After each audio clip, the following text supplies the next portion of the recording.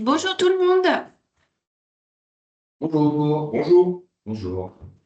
Bonjour. Vous nous entendez bien? Oui, c'est bon. Super. Super. J'attends 1 ou 2 minutes le temps de laisser, pour laisser le temps aux candidats d'arriver et puis ensuite on démarre.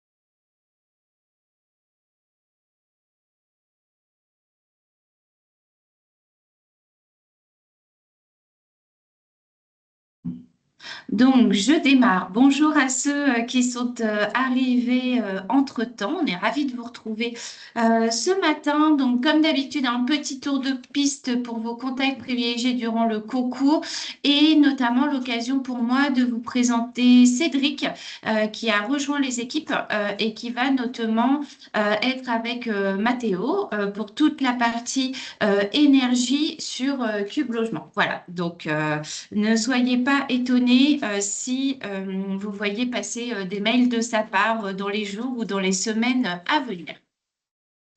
Sur les sujets donc, que nous allons regarder aujourd'hui, on va refaire une cartographie des candidats. On l'avait fait à la réunion précédente, mais comme on n'a pas toujours les mêmes candidats présents ou les mêmes personnes au sein des entités, ça permet de mettre tout le monde au même niveau d'information. Cédric et Mathéo vont vous parler du classement, de la projection des podiums de la saison 1. Et ensuite, avec Hugo, on va vous parler des premiers enseignements qu'on peut tirer à mi-parcours du concours et faire un focus sur les volets technique, communication et animation. Messieurs, je vous laisse la parole. Donc aujourd'hui, pour faire un topo finalement sur la répartition des résidences qui sont embarquées sur le concours Cube Logement, on va retrouver en termes de typologie de candidats plutôt principalement des bailleurs sociaux sur cette saison 1 avec 93% des participants qui sont des bailleurs sociaux et 7% les privés collectifs. Et aujourd'hui, en faisant le topo aussi sur la typologie de chauffage qui chauffe finalement vos résidences, on se retrouve davantage avec des résidences en chauffage collectif pour 54% et 46% en chauffage individuel. On s'est rendu compte que finalement, ce n'était pas nécessairement représentatif de l'échelle française, en tout cas les participants qui sont intégrés au concours. Normalement, à l'échelle nationale, on a davantage de chauffage collectif que de chauffage individuel.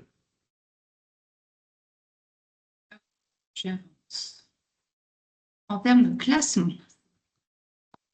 Aujourd'hui, sur le classement de janvier 2026, on a récemment fait l'actualisation sur le classement résidence, donc le classement sur les parties communes des résidences en chauffage collectif. On va retrouver en premier la résidence Vinburn partie commune à Courbevoie, qui aujourd'hui a un cumul de 14% d'économie d'énergie. Donc félicitations à eux. Et en deuxième position, on va retrouver Balma-Pierre Garrigue.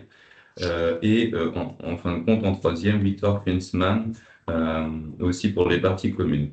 Donc là, on va retrouver tout le top 10 finalement du classement résidence. Donc je précise bien partie commune, chauffage collectif. Et on va voir du coup sur les slides suivantes les autres classements. Et n'hésitez pas, hein, si vous avez des questions justement sur les classements, vous avez Cédric et Mathéo qui peuvent répondre en direct à vos questions. Et je préciserai juste un élément sur la performance, sur les chiffres, ce sont de la performance annualisée, c'est-à-dire que c'est des économies d'énergie comparées à l'ensemble de la consommation de l'année dernière. Et donc, au fur et à mesure des mois restants dans le concours, la performance de ces candidats va être augmentée. Donc, on peut tendre vers une vingtaine, 20-25% peut-être pour les premiers en fin de saison. Donc, c'est vraiment une performance remarquable d'être déjà aux alentours des 10%, plus ou moins, pour l'ensemble des performeurs qu'on a vus sur les classements. Effectivement.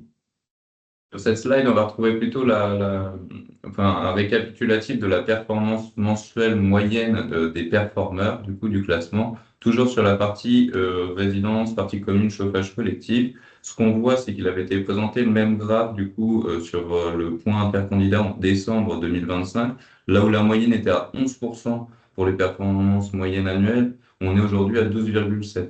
Ça s'explique notamment par des performances importantes au niveau du mois de décembre, notamment là où on avait un léger recul, notamment sur les prévisions en octobre 2025. On voit que jusqu'au terme finalement du concours, on a encore des performances à aller chercher. Elle est matérialisée par la petite courbe en orange sur mon graphe. Donc les prévisions sur le vert foncé en haut et les consommations réelles qu'on espère sur le concours en orange.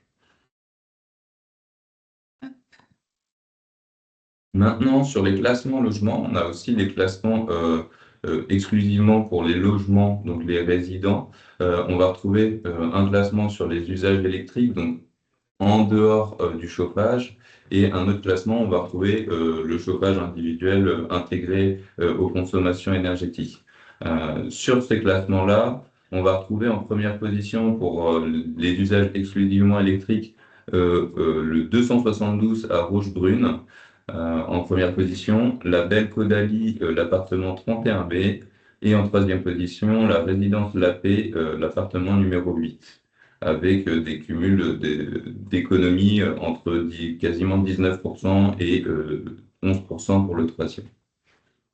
Et de la même manière, pour les résidences, pour les logements individuels où on a le chauffage, donc là on a une consommation énergétique plus importante, donc probablement des gains aussi plus importants. Et on constate aussi sur les économies cumulées à date sur ces classements, avec notamment la résidence Forgeau, l'appartement numéro 13 qui cumule déjà 25,2% d'économie d'énergie, la résidence Vivaldi, l'appartement 114 avec 23,2%, et le Soleil Levant, l'appartement 4 avec 20,9% d'économie d'énergie à date. Donc félicitations à tous ces résidents qui aujourd'hui ont réussi à faire de belles économies. On vous encourage à continuer dans ce sens. Et là aussi, pour ajouter, étant donné que vous êtes quasiment tous bailleurs autour de la table, je redis ce que j'ai dit tout à l'heure, les 25% sont en performance annualisée, donc on est sur une bonne trentaine de pourcents à la fin, c'est-à-dire qu'on a divisé d'un tiers la facture énergétique de vos locataires. Voilà, donc les actions de sensibilisation sont extrêmement importantes, et c'est des centaines d'euros dont on se parle, économisés par les meilleurs dans le cadre de cette année de concours. Donc je pense que pour celles et ceux qui sont confrontés parfois à des enjeux économiques, de difficultés de paiement des factures, de loyers impayés, c'est vraiment un marqueur fort de l'impact des actions de sensibilisation. Bravo à ces locataires, et on voit que ça marche, donc il faut aller encore plus fort. On parlera peut-être aussi de la prochaine saison à venir, mais voilà, on voit que ça marche, on voit qu'il y a du pouvoir d'achat qui peut être redonné aux locataires grâce à des actions d'économie d'énergie, et pas qu'un peu. Oui, bonjour Eric. Oui, bonjour, j'ai une petite question justement pour rebondir sur ce qui vient d'être dit. Il serait peut-être intéressant de mettre un chiffre en euros à côté du pourcentage, ce qui permettrait de se rendre compte un peu plus de l'économie. On peut faire ça. On pourrait le sortir, mais après, ça reste des chiffres en fait par rapport au prix un peu de ratio qu'on aurait. Donc, ça ne représenterait pas l'économie réelle du candidat parce qu'on n'aura pas son prix d'abonnement et son prix de fourniture d'électricité, mais on pourrait pourrait voir pour la prochaine fois pour sortir peut-être une fourchette Mm. par rapport à un prix moyen. Même un chiffre approximatif, un Ouais. ordre de grandeur, en Ok. tout cas, ça serait intéressant. Ouais, bien sûr. C'est Et noté. une précision peut-être, je comprends pas bien, la colonne de gauche, économie d'énergie, c'est de l'électricité spécifique dans les logements. Alors, le podium usage électrique, finalement, vous allez retrouver tous les usages classiques d'un logement type frigo, éventuellement machine à laver, et on n'a pas du tout la partie chauffage d'intégrer dans ce classement, parce que du coup, ce sont des logements qui ont du chauffage collectif. Donc, le D'accord. compteur est au niveau des parties communes. Là où, du Et coup, dans et le la colonne de classement, droite, là, c'est plutôt l'ensemble de l'usage électrique, chauffage et exactement. électricité C'est spécifique. pas nécessairement que électrique, parce que du coup, on peut retrouver aussi du gaz à ce niveau-là en termes de moyens de chauffage. Oui, donc c'est chauffage plus électricité spécifique, quel que soit le Exactement. type de chauffage. Mm.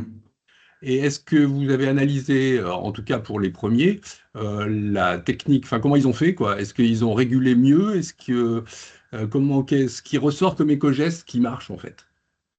Aujourd'hui, le premier levier, finalement, ça va être l'effort fait sur le chauffage, donc soit la diminution de sa consigne de température ou le décalage euh, de la mise en chauffe du logement. Après, il faudra approfondir sur la partie plutôt purement usage électrique et aller comprendre au niveau de chaque résidence qu'ils ont pu mettre en place à date pour faire des économies. Mais a priori, on peut avoir plein de leviers, hein, notamment du relamping LED, la mise en veille de prises électriques diverses. Effectivement, il y a plein de leviers à date. Oui, il y en a. Oh, pardon. Oui, j'ai coupé. L'objectif, ça va être plutôt du coup, je pense, sur la fin de saison, d'aller contacter et de voir directement avec les résidents si on peut savoir ce qui a été mis en place.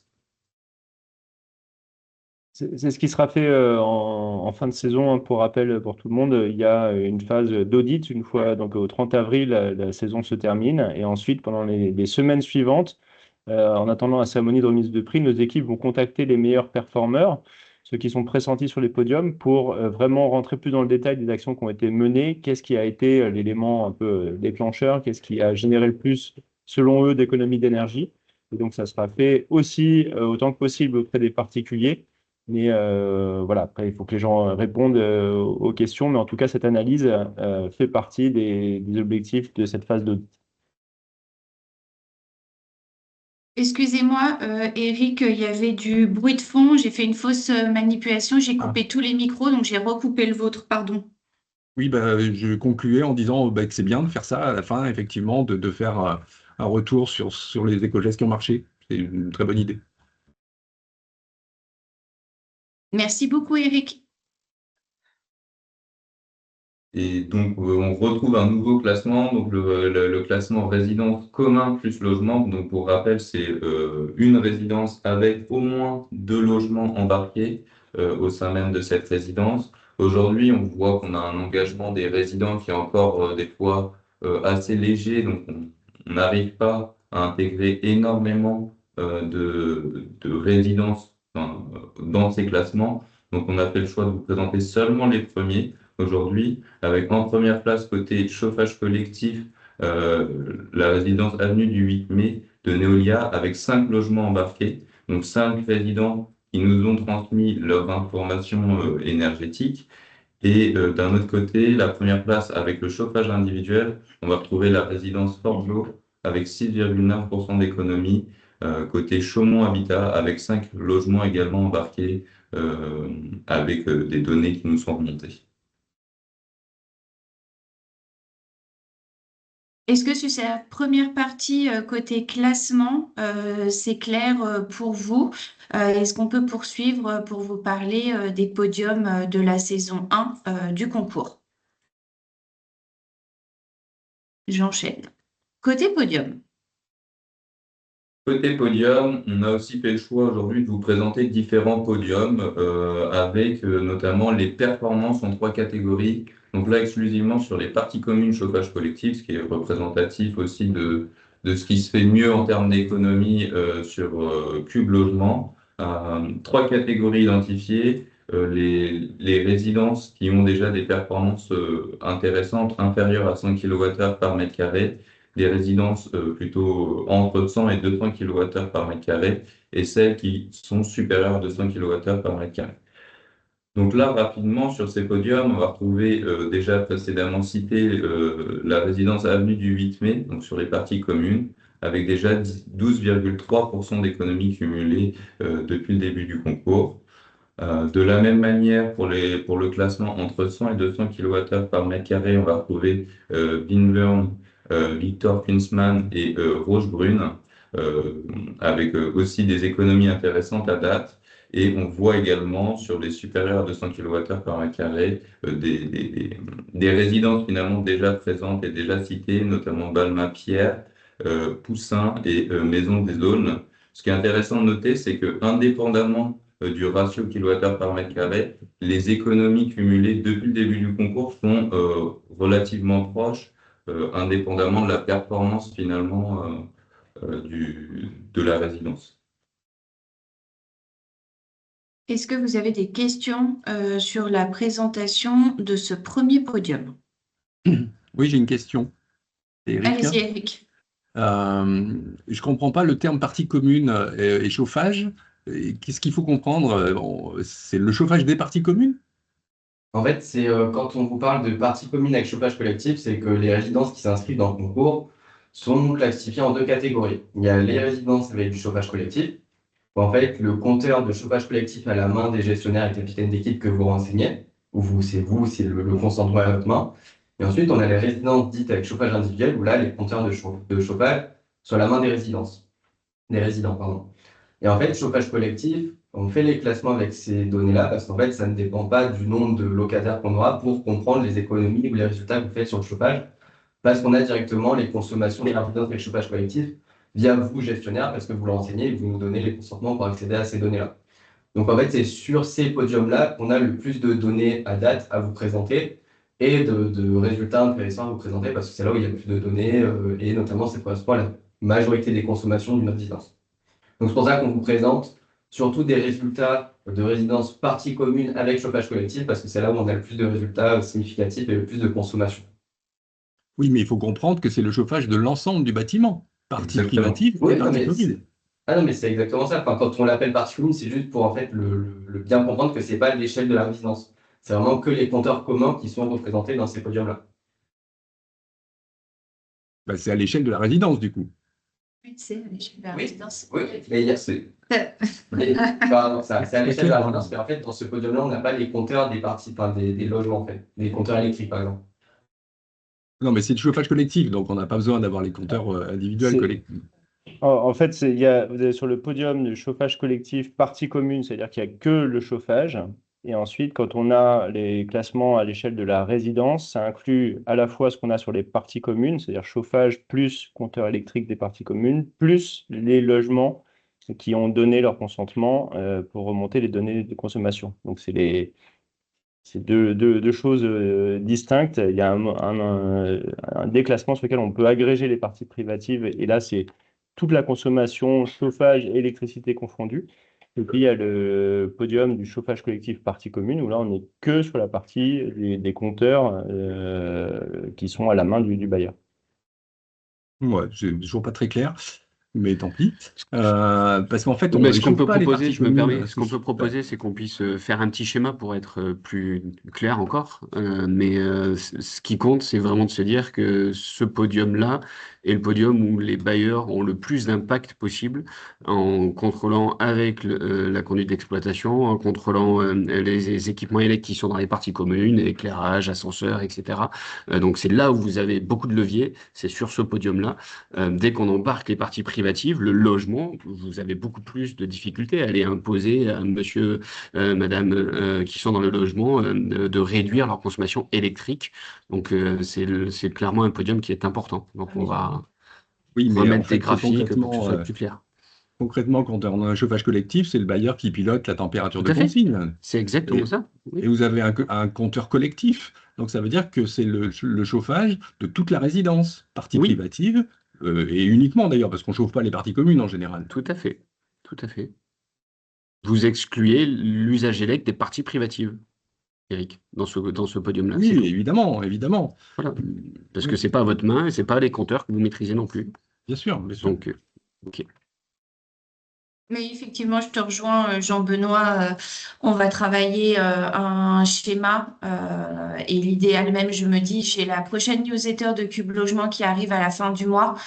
Comme ça, je pourrais la diffuser à l'occasion de la newsletter pour qu'elle soit accessible au plus grand nombre.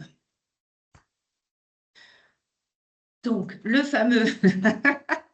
On y vient, du coup, l'objectif, c'était aussi de parler aujourd'hui de la création d'un nouveau classement. Donc là, aujourd'hui, on se rendait compte qu'on avait exclusivement un classement sur les parties communes chauffage collectif.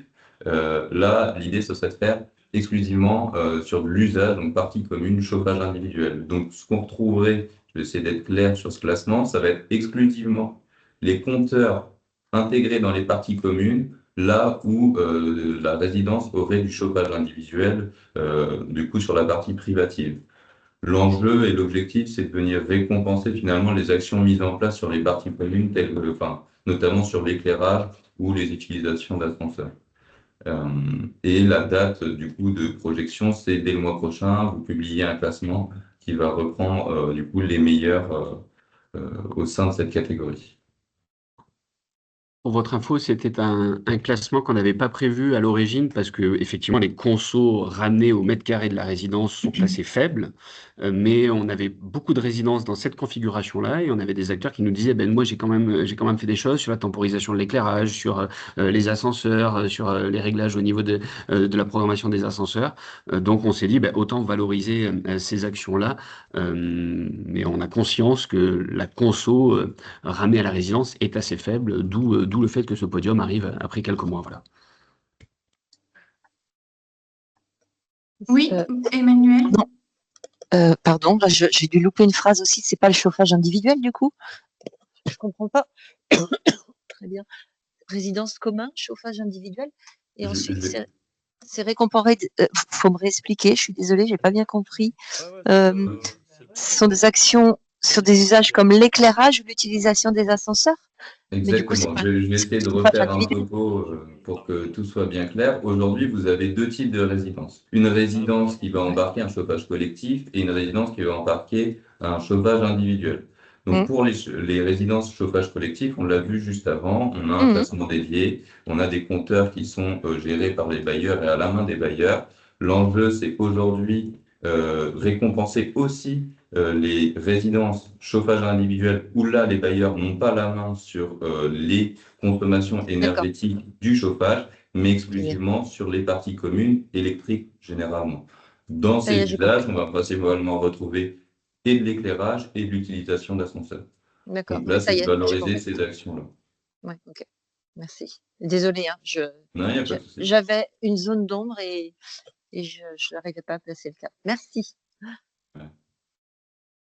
Je passe à la slide suivante. Et pour terminer sur les classements, on va parler aussi du bouclier Cube Logement. Donc le bouclier Cube Logement, c'est confié à la structure qui va réaliser le plus d'économies d'énergie.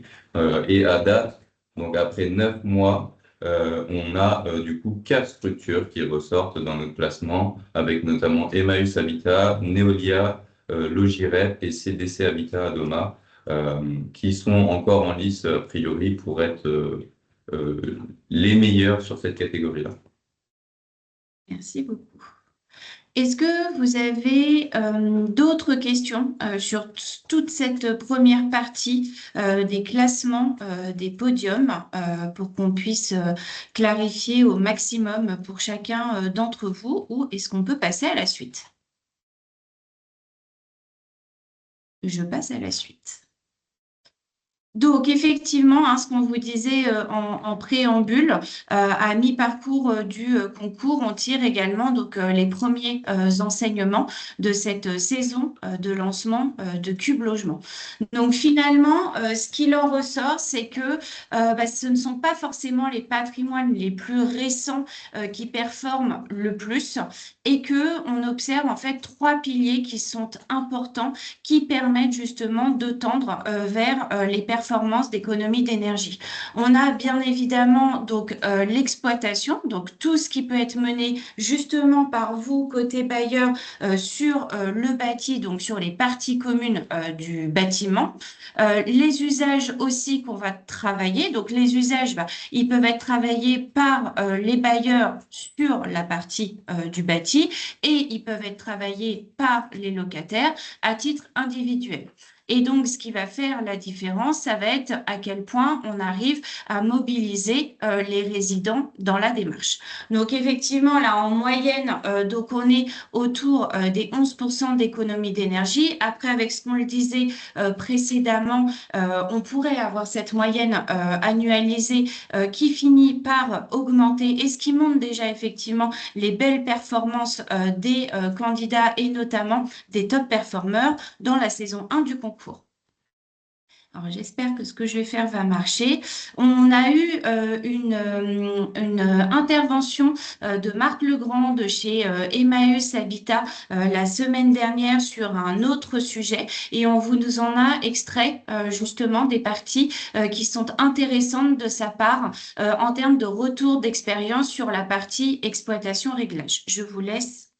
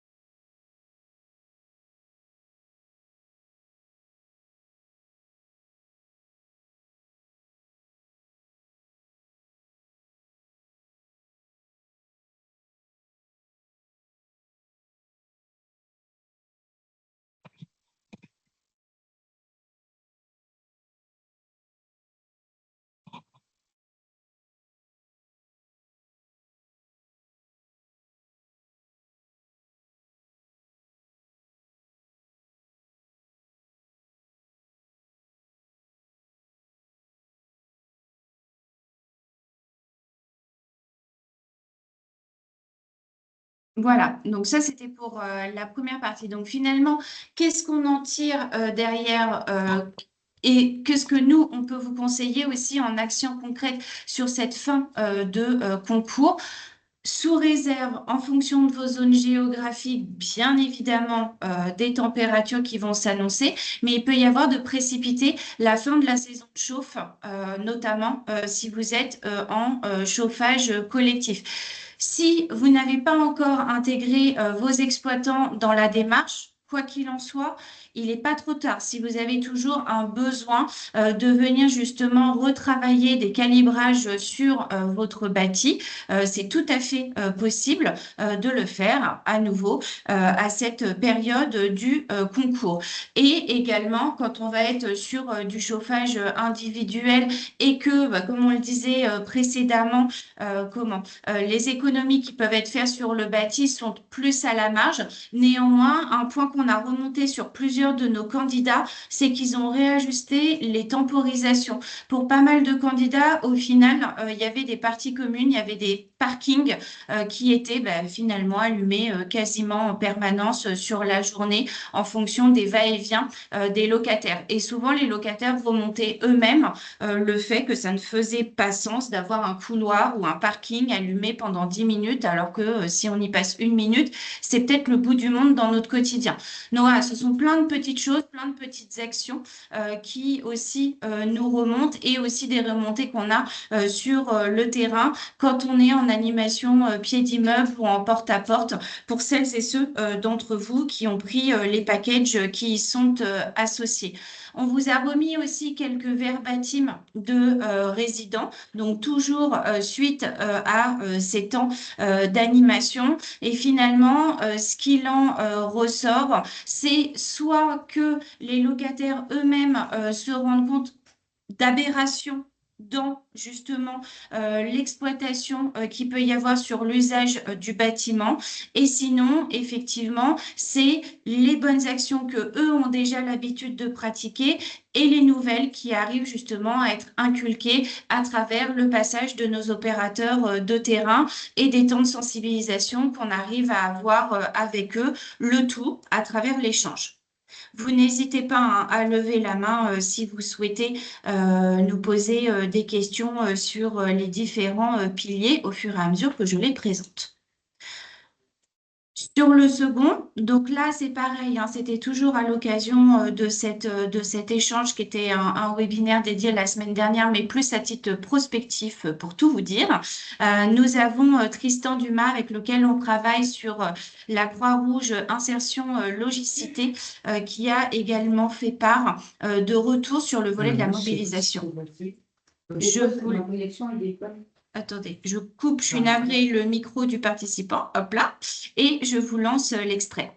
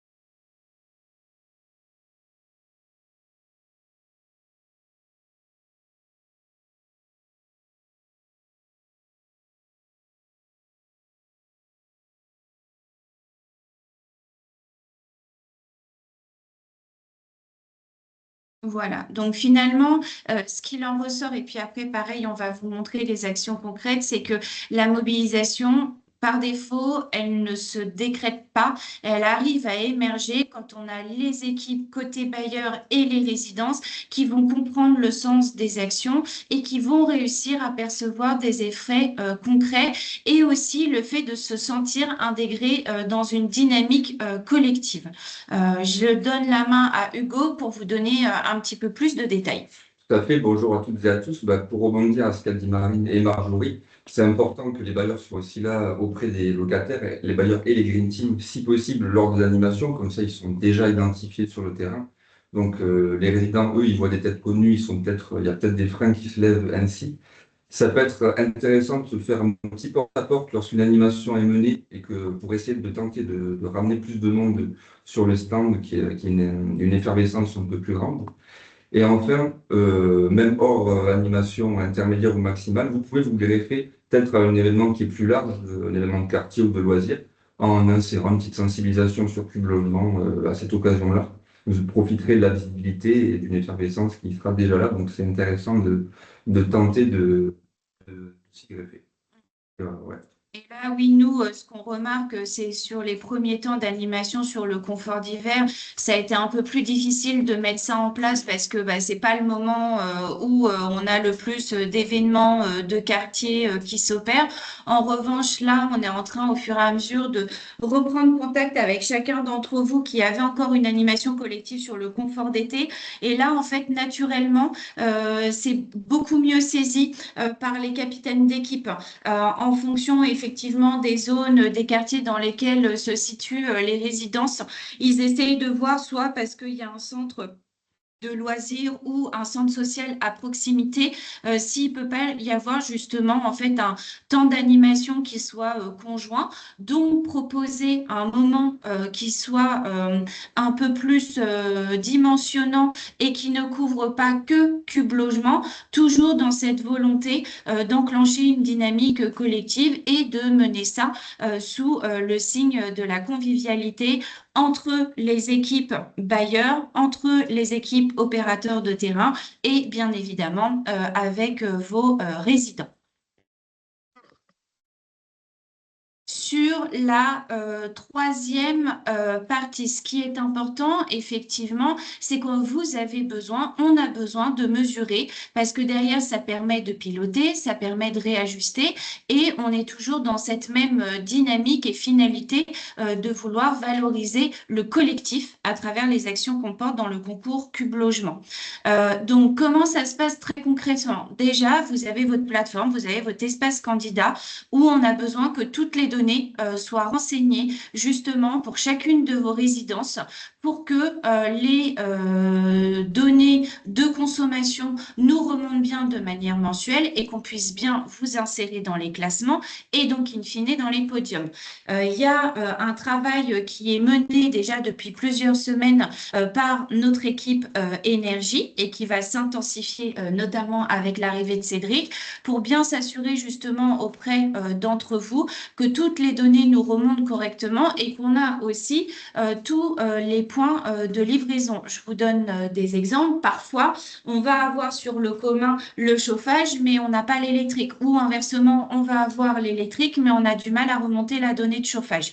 Donc, on est en train de faire une repasse sur chacun d'entre vous pour pouvoir vous recontacter si on a encore des difficultés à ce niveau-là. Ensuite, il y a des candidats qui mettent en place des sondes de température pour pouvoir justement avoir un meilleur suivi en termes de monitoring mensuel par rapport à leur bâti, donc forcément plus orienté chauffage collectif.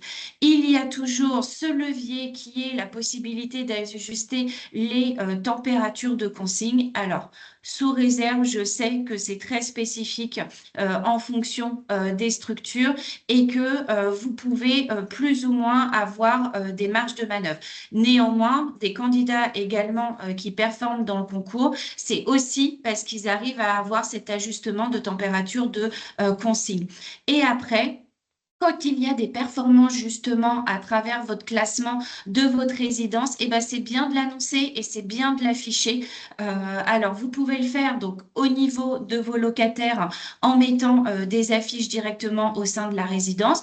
Et après, en fonction de vos différentes structures, je sais que vous avez soit la possibilité de faire des mailings à vos résidents, soit de pouvoir communiquer l'information sur des plateformes internes que vous avez auprès de vos locataires. C'est aussi ça la dynamique collective, c'est de pouvoir la communiquer et de pouvoir en fait en donner la vue à vos locataires qui finalement sont ceux qui sont le plus concernés dans cette démarche. Et après, on a également des qui poussent régulièrement des lettres d'information sur le programme à destination de locataires et qui notamment se servent des ressources que vous avez à disposition sur la plateforme en fonction des temporalités, donc plus confort d'hiver ou confort d'été. Chaque candidat, et j'insiste, je tiens à le préciser, n'avance pas de la même manière, au même rythme. Ce qui est très important à retenir pour vous, c'est d'avoir cette capacité à savoir où vous en êtes et à reconnaître le chemin accompli. on a des candidats qui, pour cette saison 1, ont eu un énorme travail justement d'identification de leurs points de consommation. Néanmoins, ce travail, il est essentiel parce qu'il est la base du concours. On a des candidats pour lesquels cette partie a été beaucoup plus facile et moins fastidieuse et qui se sont plus engagés rapidement sur le volet animation. Donc l'idée, c'est vraiment ça, c'est de reconnaître où vous en êtes, de reconnaître pour chacun d'entre vous le chemin accompli et la dynamique portée en interne au sein de vos équipes et la dynamique qu'on arrive à porter collectivement auprès de vos locataires. On vous a remis justement, pour pouvoir en parler de manière très concrète, des photos qu'on a pu prendre et que les opérateurs de terrain nous prennent sur les différentes animations. Donc que ce soit en animation de pied d'immeuble ou que ce soit en volet de porte-à-porte et différents verbatims, aussi bien du côté de vous, candidats bailleurs, que de locataires, que d'opérateurs de terrain également avec lesquels on travaille pour vous pour mener la sensibilisation. Je vous montre la seconde slide. Voilà.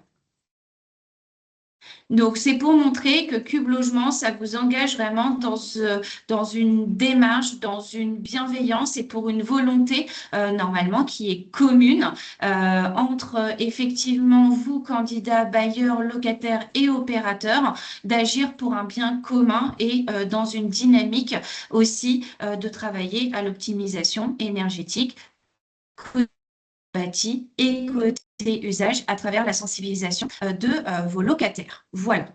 Donc, ce sont les éléments qu'on avait à vous présenter aujourd'hui à l'occasion de notre réunion intercandidats. On a fait exprès de se laisser un temps d'échange si vous avez effectivement des questions, soit dans le cadre de l'animation, soit dans le cadre du concours. Voilà, la parole est à vous. N'hésitez pas à chaque personne là avec moi autour de la table est là pour pouvoir y répondre. Donc, n'hésitez pas.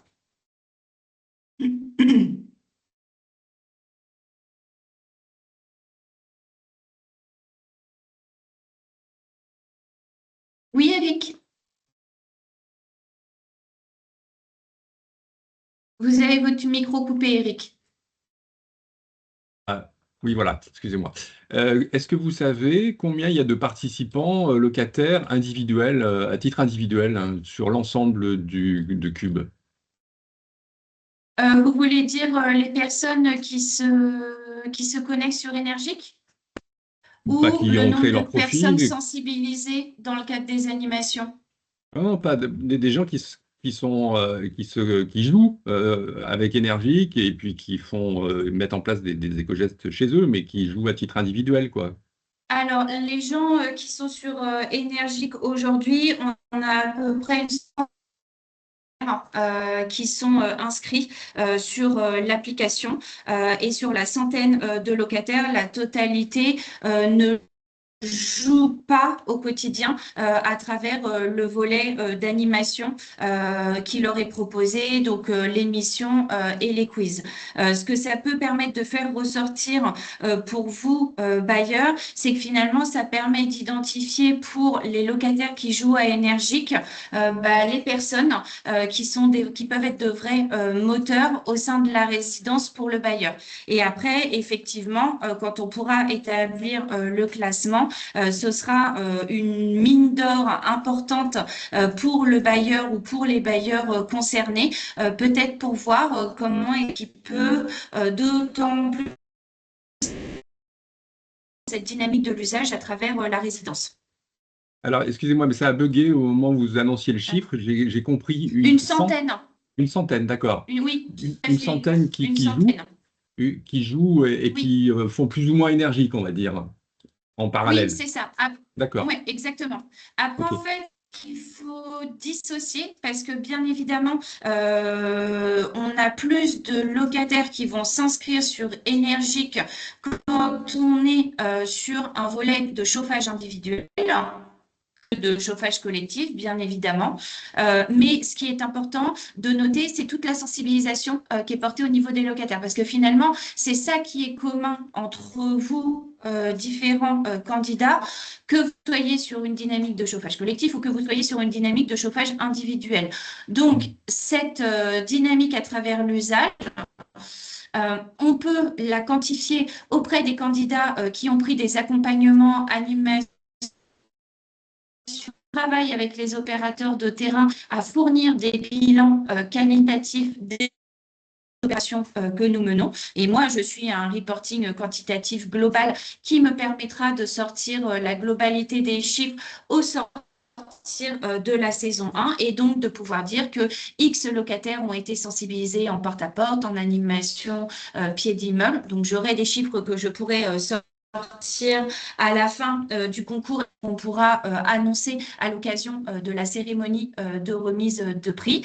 Et après, c'est justement à travers le travail qu'on mène notamment avec Hugo et qu'on mènera aussi au moment des audits sur arriver à avoir une meilleure cartographie des retours sur les éco-gestes en fait principaux qui ressortent au niveau des locataires, mais également au niveau de vous, candidats, sur les actions qui ont pu être menées sur le bâti, donc vraiment sur la partie commun. Et donc ça, c'est également ce qu'on pourra refaire ressortir en enseignement au moment de la cérémonie de remise de prix. Vous serez bien évidemment tous informés de la date dès qu'elle sera déterminée, mais quoi qu'il en soit, ça aura lieu au mois de juin de cette année. Le temps, parce qu'on a besoin de temps pour pouvoir faire les audits avant de pouvoir vous présenter les résultats, les gagnants des différents podiums et de pouvoir célébrer cela tous ensemble.